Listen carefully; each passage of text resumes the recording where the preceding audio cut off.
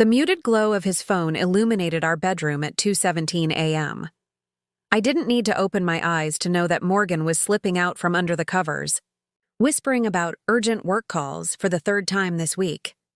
This time, I listened to his footsteps padding down the hallway, stopping at the guest bedroom, not his office. The click of the door closing might as well have been a gunshot. I lay there, perfectly still, the warmth where his body had been now growing cold. 6 years of marriage, and suddenly I was counting his breaths, analyzing his smiles, inventorying the moments when his eyes darted to his phone. The pit in my stomach had been growing for weeks, but tonight it yawned open like an abyss. When I finally heard his voice through the wall, it wasn't the clipped, professional tone he used with clients. It was soft, intimate, almost tender. I know it's hard. I'm trying. Yes, I want to. My fingers curled into the sheets. I'd spent months telling myself I was imagining things, that the distance between us was just the natural ebb and flow of a long-term relationship. But in that moment, hearing the gentle cadence in his voice meant for someone else. I knew my husband was living a double life, and I was finally ready to discover what it was. 2 months earlier, life had seemed almost embarrassingly perfect. Morgan and I had just celebrated our anniversary with a weekend in Vermont, the fall foliage a riot of color around the small bed and breakfast we'd discovered years ago. We'd hiked and made love and talked about finally starting the family we'd put off while establishing our careers. To us, Morgan had said, clinking his wineglass against mine during dinner at the small local restaurant we loved. His green eyes, always so expressive, crinkled at the corners. 6 years down, 60 more to go. I'd smiled, reaching across the table to brush my fingers against his. 60, huh? You think you can handle me for that long, Ellis? His laugh was warm, familiar. Ella Michaels Ellis, I think you're the one who's going to get sick of me. Never, I said, and I meant it. Morgan had always been my rock, steady, thoughtful, the calm to my creative chaos. We'd met at a mutual friend's gallery opening where I was showcasing some of my photography. He was an environmental engineer with a growing reputation in sustainable urban development, and I remember being struck by how someone so analytical could appreciate art with such genuine enthusiasm. Within a year, we were married, pooling our resources to buy a modest but charming 2-bedroom in a neighborhood on the rise. I'd converted the small second bedroom into a studio for my photography business, which had gradually shifted from artistic pursuits to more lucrative commercial work and family portraits. The changes had been subtle at first. A canceled dinner plan, distraction during our conversations, his laptop snapping shut when I entered his home office, the increasing frequency of those late-night calls. Baker Development is pushing deadlines again, he'd explain, rubbing his eyes. The new sustainability requirements are creating compliance issues. I'd nod, understanding the demands of his work. But then came the subtle shifts in our intimacy, the way he would turn away in bed, claiming exhaustion, when just months before he couldn't keep his hands off me. The mysterious weekend site visits that left gaps in our shared calendar. The new cologne I didn't recognize. And then there were the text messages. I'd seen one preview flash across his phone while he was in the shower. Just a fragment. Missing you already. Call tonight? My heart had stuttered, but I'd pushed the doubt away. Morgan wouldn't. He couldn't. Yet as April turned to May and then slipped into summer, the evidence mounted. The secretive calls increased, always taken in private. There were unexplained charges on our joint credit card. A restaurant across town I'd never heard of. A hotel bar when he was supposedly at a conference. I became a detective in my own home, searching for clues while hating myself for the invasion of privacy. I checked his call logs when he was in the shower, all to numbers saved as work contacts. Scrolled through his emails when he left his laptop open, nothing suspicious. And even in a moment of desperation I'm not proud of, followed him one evening when he said he was meeting colleagues. He had indeed gone to the office building. I'd sat in my car for 3 hours, feeling both relieved and foolish. But the relief was temporary. Because that night his phone had lit up at 1 a.m., and he'd taken the call in our guest bathroom, water running to mask his voice. That was the first night I couldn't sleep. The first time I truly allowed myself to face the possibility that the man I loved, the man I trusted above all others, might be betraying me in the most fundamental way. The morning after I'd overheard his 2 a.m. call, I watched Morgan over breakfast, searching for signs. He looked tired, the shadows under his eyes more pronounced than usual. His dark hair, usually carefully styled, needed a trim. But there was something else, a tension in his shoulders, a tightness around his mouth. "Rough night?" I asked, sliding a cup of coffee toward him. He startled slightly, as if he'd forgotten I was there. "Yeah, sorry if I woke you. That Baker project is turning into a nightmare. You took the call in the guest room." His eyes flickered to mine, then away. "I didn't want to disturb you with my talking." "That's considerate." I kept my voice neutral, though my heart was hammering. "You've been working so much lately. Maybe we should plan a weekend away soon?" "Recharge?" Morgan nodded absently, checking his phone. "That sounds nice. Let me get through this week first." I watched him gulp down his coffee, kiss my cheek distractedly, and head out the door.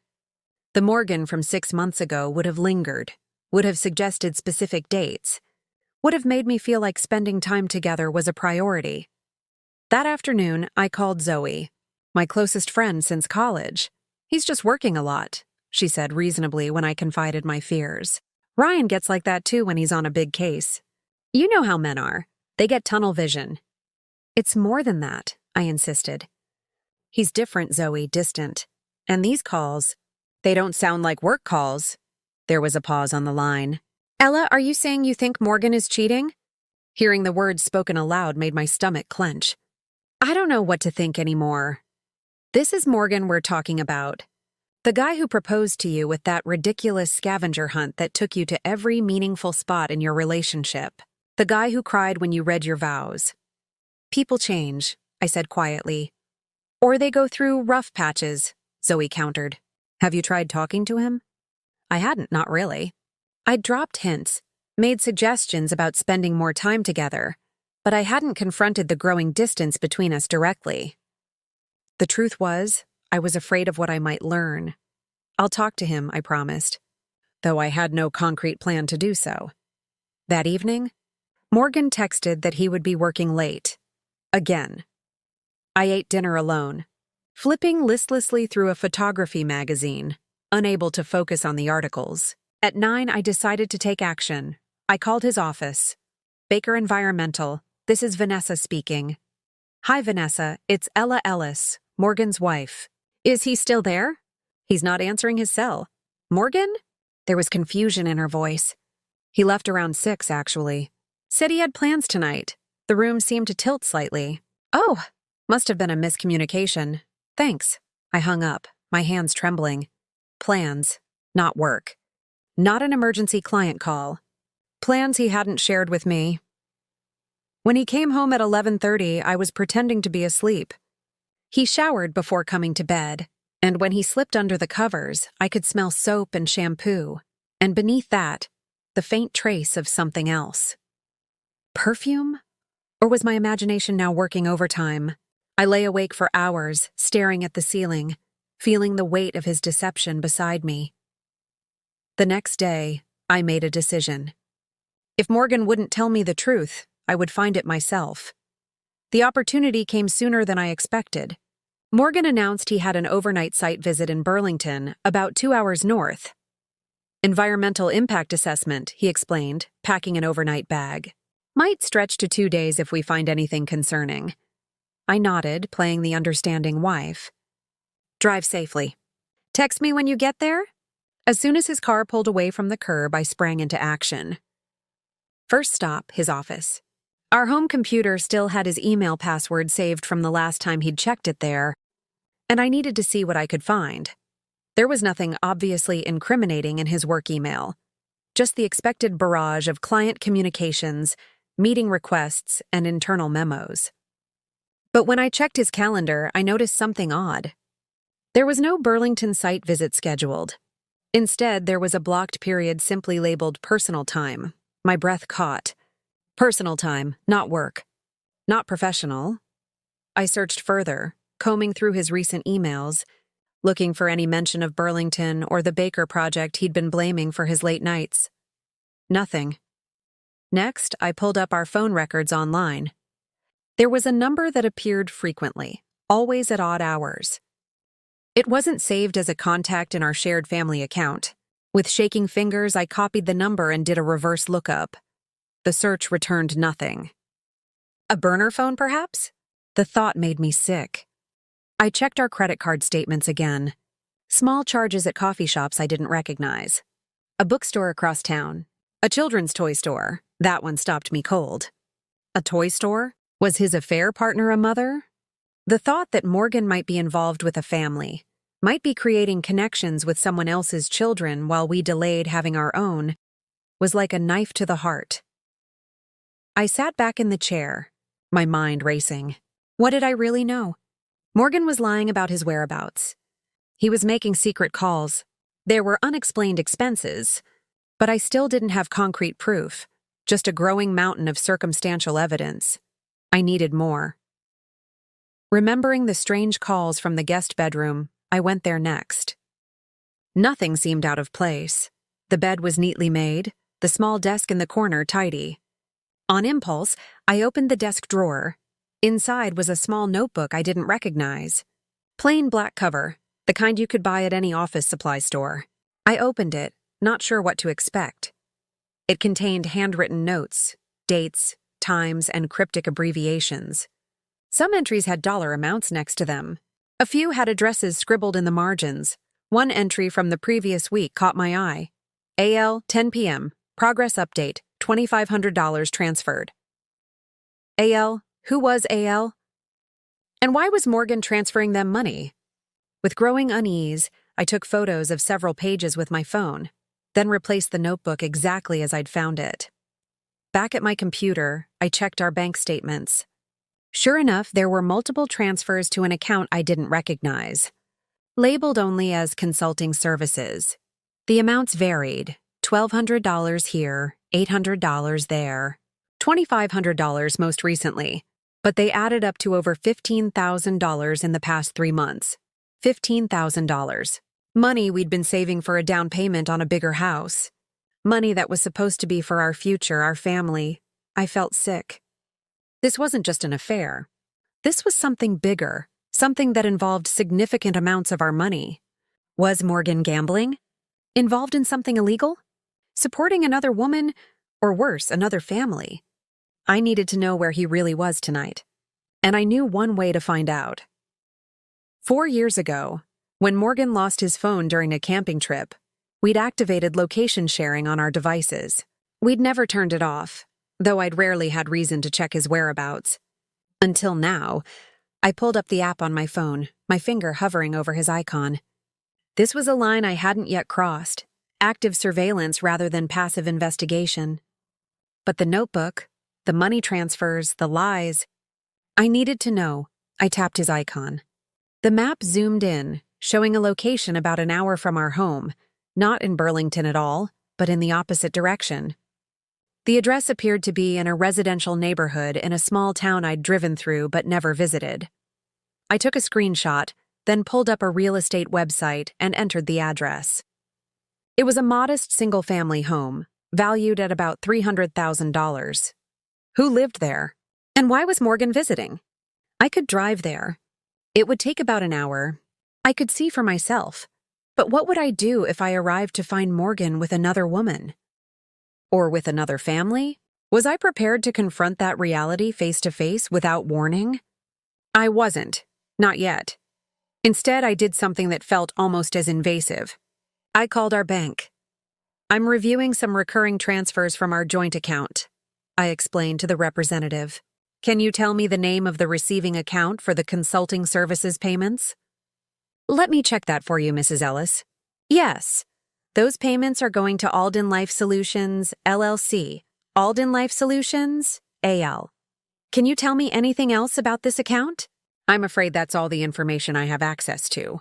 Would you like to dispute these transfers? No, I said quickly. Not yet. Thank you. I hung up and immediately searched for Alden Life Solutions, LLC. The results showed a small business registered in our state, with a generic website describing personalized consulting services for life's challenges. There were no specifics about what services they actually provided. No staff photos, no client testimonials, just vague corporate language about discretion and individualized solutions. It looked like a front for something. But what? I called the number listed on the website, but it went straight to voicemail. You've reached Alden Life Solutions. Please leave a detailed message including your reference number, and the appropriate consultant will return your call. Reference number. What kind of consulting business operated this way? I hung up without leaving a message, my unease growing by the minute. Whatever Morgan was involved in, it wasn't a simple affair. This was something more complicated, potentially more dangerous. I thought about calling Zoe, but what would I say? That I suspected my husband was mixed up in some kind of shady business? That he was paying thousands to a mysterious consulting company? It sounded paranoid even to me. Instead, I did something I'd never done before.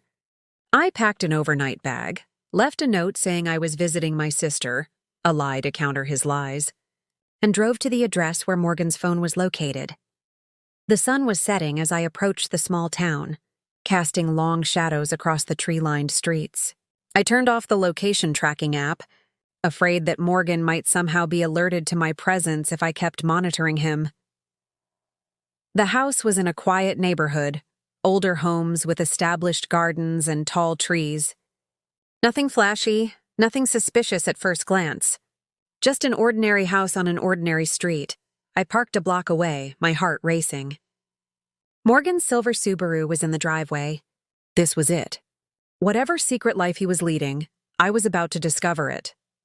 I approached cautiously, staying close to the hedges that lined the neighboring property. The house had lights on in what appeared to be the living room, the curtains partly drawn but not completely closed. Moving as quietly as I could, I made my way to a position where I could see inside. What I saw stopped me cold. Morgan was sitting on a couch, his head in his hands. Across from him was a woman, mid-30s, tired-looking but pretty, with dark circles under her eyes.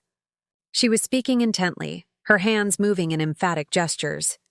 And beside her, curled up with a tablet, was a child, a boy, maybe 8 or 9 years old. The woman reached out and touched Morgan's arm. He looked up, nodding at whatever she was saying. Then he turned toward the boy and said something that made the child smile weakly. It was the confirmation of my worst fears.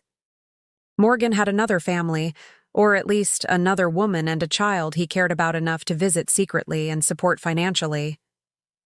I must have made a sound, a gasp, a sob, because suddenly the woman looked toward the window. Our eyes met for the briefest moment before I turned and ran, tears blurring my vision. I stumbled back to my car, fumbling with the keys, desperate to escape before Morgan discovered me.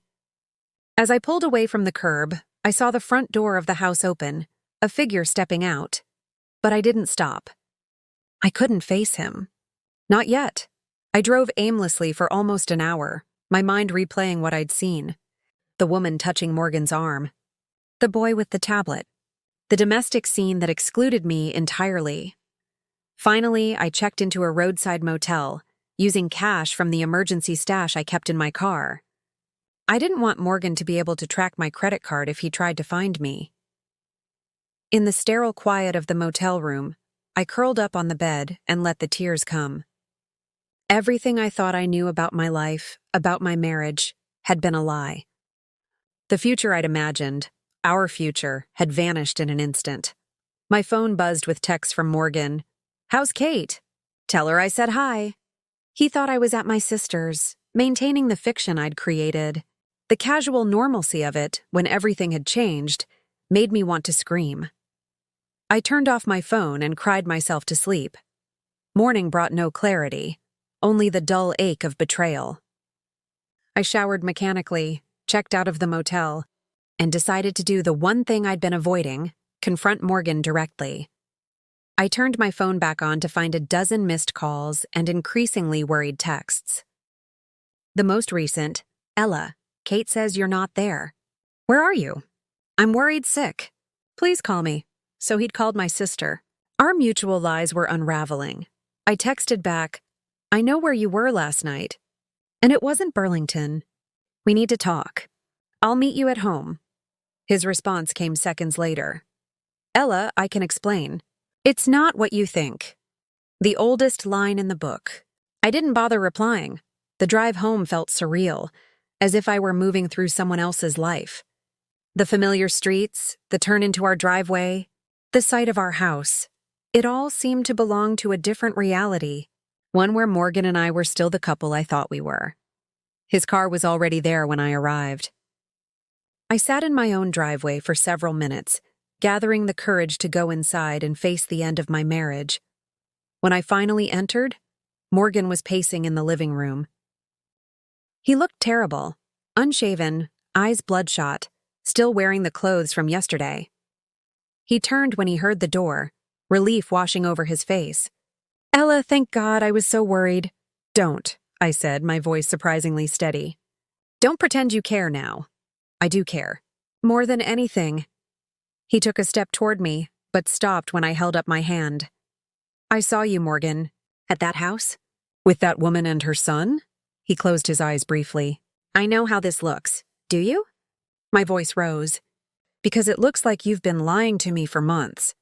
It looks like you've been sneaking around, taking late-night calls, transferring our money to some shady company. It looks like you have a whole other life that you've been hiding from me. It's not... If you say it's not what you think one more time, I swear to God, Morgan. He sank onto the couch. You're right. I have been lying to you, but not for the reason you think. Then explain it to me. Explain Alden Life Solutions. Explain the woman. Explain the child. He looked up, surprise flickering across his face. You've been investigating me. What choice did I have? You weren't telling me the truth. Morgan ran his hands through his hair. Her name is Andrea Landry. The boy is her son, Lucas, and I'm not having an affair with her. Then what? Lucas is my nephew. I stared at him, processing his words. You don't have a sister. Half-sister, he corrected quietly. Same father, different mother? I shook my head in confusion. You never told me you had a half-sister. Because I didn't know about her until 8 months ago. Morgan's voice was strained. My father, he had another family, Ella, a whole other life none of us knew about. I sank into the armchair across from him, trying to make sense of this revelation. Morgan's father had died when Morgan was in college, a heart attack at 58. He'd been an environmental scientist too, Morgan's inspiration for his career. How did you find out? I asked. Morgan's laugh was hollow. She found me, Andrea. She tracked me down after her mother died last year. Apparently our father had told her about me, showed her pictures even. But he made her promise never to contact me while he was alive. And Lucas is her son? Morgan nodded. He's 9. And he's sick, Ella. Really sick. Leukemia. That's why Andrea finally reached out. Lucas needs a bone marrow transplant, and I was his best chance as a blood relative. The room seemed to tilt slightly. Are you a match? No, Morgan's voice cracked. I got tested immediately, but I'm not compatible enough. But I couldn't just walk away. Lucas is my family, even if I never knew he existed until recently. I thought back to the notebook, the money transfers. So, Alden Life Solutions. It's a service that helps families with chronically ill children navigate the healthcare system, find clinical trials, coordinate with insurance. Andrea was drowning in medical bills, fighting with insurance companies, trying to work full-time while caring for Lucas. He spread his hands helplessly. I had to help, Ella. Why didn't you tell me? The question came out as a whisper. Morgan's eyes, when they met mine, were filled with shame. At first, I was just in shock. Finding out about Andrea, about my father's double life. It made me question everything I thought I knew about him, about my childhood. I needed time to process it. And later? Later, he hesitated. Later, I was ashamed. Andrea told me that our father had supported them financially, but when he died, the money stopped. His will left everything to my mother and me. All those years, they'd been struggling, and I'd been oblivious. benefiting from my father's resources while they scraped by. That wasn't your fault, I said automatically. Maybe not. But once I knew, I felt responsible. And then when Lucas got sick, he shook his head. I started helping them financially. At first, just a little, but the medical bills kept mounting. And Andrea lost her job because she was missing so much work for Lucas's treatments. So you've been supporting them? Yes. And the more involved I got, the harder it became to tell you. I'd kept it from you for so long, and I was taking significant amounts from our savings. His voice trailed off. I was a coward, Ella. I was afraid you'd be angry about the money, about me having this whole other family I never told you about. So instead, you let me think you were having an affair? You let me question our entire marriage, our future? My voice rose with each question, the hurt and anger I'd been suppressing finally breaking through. I never thought you'd suspect that, Morgan said quietly. I thought I was protecting you from a complicated situation that wasn't your burden to bear. Not my burden? I stood up, suddenly furious. We're married, Morgan. Your family is my family. Your problems are my problems. That's what we promised each other. I know. He looked up at me, his eyes red-rimmed. I know that now. And I'm so sorry. When Kate called last night saying you weren't there, when I couldn't reach you, I realized what a terrible mistake I'd made, what I might have lost.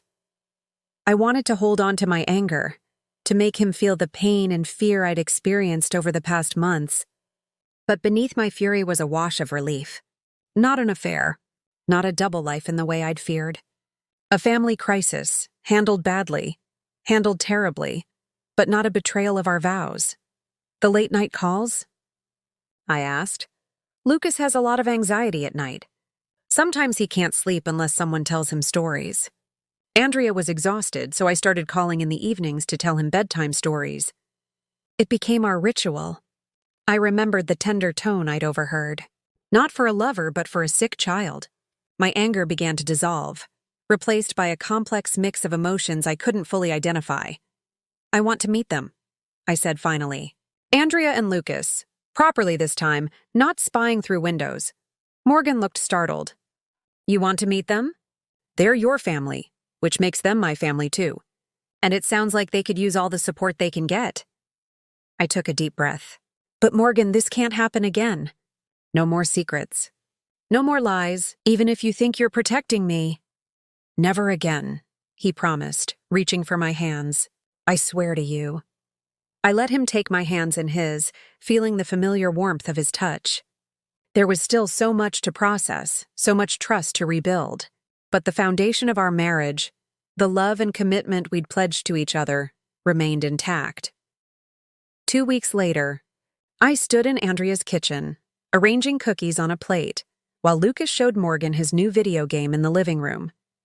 The boy was thin, his complexion pallid from the chemotherapy, but his eyes lit up when he talked about things he loved: space, dinosaurs, and especially the video games that provided escape from the reality of hospital rooms and treatment protocols. He adores Morgan, Andrea said softly, coming to stand beside me. She was younger than I'd initially thought, only 32, though the stress of her son's illness had etched fine lines around her eyes. Those bedtime calls have become the highlight of his day. Morgan was always good with stories, I said, remembering the elaborate tales he'd spin for our friends' children at gatherings. He'll make an amazing father someday. Andrea studied me for a moment. I owe you an apology too, Ella. I never meant to come between you and Morgan, or to cause problems in your marriage. You didn't, I assured her, though it wasn't entirely true. You reached out to family when you needed help. Anyone would have done the same. Still, the secrecy. She glanced toward the living room, where Lucas's laugh rang out at something Morgan had said. I told him he should tell you from the beginning. Why didn't he? Andrea sighed. I think finding out about our father's deception hit him harder than he lets on. Discovering that the man he admired had maintained 2 separate families, had lied to everyone he claimed to love. It made Morgan question everything. I nodded slowly, understanding blooming. Morgan had been afraid of becoming his father, of keeping secrets, of compartmentalizing his life. And in his fear, he'd fallen into exactly that pattern. "We're working through it," I said. "All of us together," and we were. Morgan and I had spent hours talking in the days following my discovery, about trust, about family, about the future. We'd set up a proper budget for helping with Lucas's care, one that wouldn't deplete our own savings beyond recovery. Morgan had introduced me to the team at Alden Life Solutions, who were helping navigate clinical trial options for Lucas's particular form of leukemia. I'd even started documenting Lucas's journey through photography, creating a visual narrative of his fight that Andrea could share with the online support community she'd found. It gave me a way to contribute, to be part of this unexpected extension of our family. The doorbell rang, and Andrea went to answer it. She returned moments later with Zoe, who was carrying a large gift bag. "Hope I'm not late," Zoe said, hugging me before turning to Andrea. "You must be Andrea. I've heard so much about you." She knelt to Lucas's level. "And you must be the brave astronaut I've been hearing about." Lucas grinned shyly. "I'm gonna go to Mars someday." "I believe it," Zoe said solemnly, handing him the gift bag. "Maybe this will help with your training." Lucas tore into the package, pulling out a detailed model rocket kit. His eyes widened. "This is so cool. Mom, look." As Lucas showed Andrea the rocket, I squeezed Zoe's hand gratefully. She'd been my rock through the aftermath of my discovery, helping me process the complex emotions and supporting my decision to embrace Morgan's newfound family. "You doing okay?" she murmured. I watched Morgan helping Lucas examine the rocket components, saw the gentle way he explained the different parts, the patient attention he gave to the boy's excited questions. In that moment, I could see our future taking shape, different from what I'd imagined, expanded to include this unexpected branch of family, but rich with possibility. "I am," I replied, and meant it. "We all are." Later that evening, as Morgan and I drove home, a comfortable silence settled between us. The breach in our marriage was healing, slowly but surely. Trust was returning, deeper perhaps for having been tested. "Thank you," Morgan said suddenly, reaching for my hand across the center console. "For today. For everything." I interlaced my fingers with his. "We're in this together. All of it. The good, the bad, the complicated family drama." "I don't deserve you." "Probably not," I teased, then grew serious. "But you have me anyway. Just no more secrets, okay?" "No more secrets," he agreed. When we arrived home, Morgan's phone buzzed with a text. He checked it and smiled. "Lucas. He wants to know if we can work on the rocket model tomorrow." "Tell him we'll be there," I said, leaning against my husband's shoulder as we walked to our front door. "I want to document the maiden voyage for his astronaut portfolio." Morgan wrapped his arm around me, pulling me close. "I love you, Ella Michaels Ellis." "I love you too." I turned my face up for his kiss, feeling the familiar rightness of his lips against mine. 60 more years, remember? His smile lit up his eyes, those honest green eyes that had finally stopped hiding the truth. At least, in the months that followed, our family expanded in unexpected ways. Andrea and Lucas became regular fixtures in our lives. Sunday dinners, movie nights, hospital vigils when Lucas's condition took a downturn. Morgan's mother, initially shocked by the revelation of her late husband's betrayal, eventually embraced Andrea and Lucas with remarkable grace, finding in them a connection to the man she'd loved despite his flaws. Lucas's health remained precarious, with remissions and relapses marking the passing seasons. But he was enrolled in a promising clinical trial, his resilience inspiring everyone around him. And he was no longer fighting alone. As for Morgan and me, the crisis that might have broken us instead forged something stronger. A marriage tested by deception and fear, but ultimately strengthened by honesty and compassion. The work calls still came sometimes, late at night when Lucas couldn't sleep, but now I often joined in, adding my own chapters to the ongoing story. We had found our way back to each other through the darkness, discovering along the way that family isn't always what you expect it to be. Sometimes it's complicated, messy, built from broken pieces and bound together with hard truths and forgiveness. But in that complexity, there is beauty too. The beauty of human connection that transcends betrayal, that finds healing in honesty, that chooses love over fear, again and again, and in the end, isn't that what family is supposed to be? And that wraps up today's story. Now we want to hear from you. Where are you watching from? Drop your city or country in the comments, and let's see how far these stories reach. If this story moved you or gave you chills, give it a like, share, and subscribe for more powerful stories. One last thing, rate the story from 1 to 10 in the comments. Your feedback helps us bring you even better ones next time. Thanks for watching. We appreciate you being part of this storytelling journey.